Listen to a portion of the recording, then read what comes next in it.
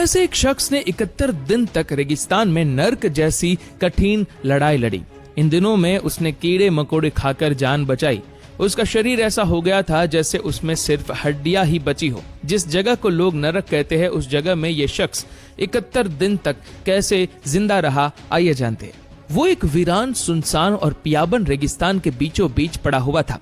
अकेला, ना उसकी कार थी, ना जूते, ना फोन, ना बैग, ना खाना, ना पानी, कुछ भी नहीं।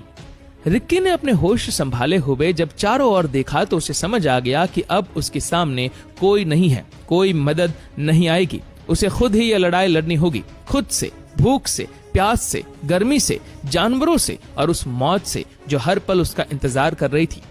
रिक्की मैगी अब रेगिस्तान के बीचों बीच अकेला खड़ा था। वहां सिर्फ गर्म हवा और तपती हुई जमीन थी जो हर कदम पर उसके पैरों को जलाकर राख कर देना चाहती थी। उसके पांव में न जूते थे, न मोजे, वह बिल्कुल नंगे पांव था।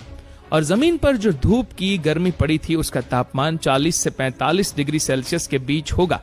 लेकिन रिक्की जानता था अगर जिंदा रहना है तो चलना होगा। हर कदम मौत से लड़ाई का एक हिस्सा था।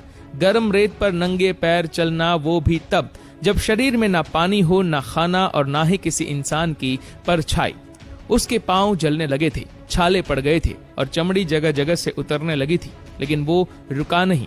दिन चढ़ते धूप ऐसी लगने लगी जैसे आसमान से आग बरस रही हो।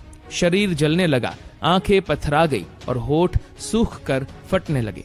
प्यास का आलम यह था कि गले से आवाज भी नहीं निकल रही थी। कई घंटों तक बिना रुके चलता रहा। शरीर ने जवाब देना शुरू कर दिया, लेकिन दिमाग अब भी जिंदा रहने की उम्मीद में काम कर रहा था। और तभी एक भ्रम उसे दूर से ऐसा महसूस हुआ जैसे वहां कोई झील है, कोई पानी का तालाब। वो लड़खड़ाते हुए उस ओर दौड़ा और जैसे ही वहां पहुंचा वो सिर्फ रेत थी। आंखों का धोखा, उसके हाथों में रेत आई, पानी नहीं। शरीर अब टूटने लगा था, लेकिन अंदर कहीं एक कोना जिंदा रहने के लिए तड़प रहा था। फिर कुछ घंटों की ठोकर और भटकाव के बाद उसे दूर कहीं एक छोटा सा गड्ढा नजर आया जिसमें थोड़ा गंदा सा पानी भरा था। शायद कोई जानवर वहां आता होगा। उसने बिना सोचे समझे उस बदबूदार गंदे कीचड़ जैसे पानी को पी लिया।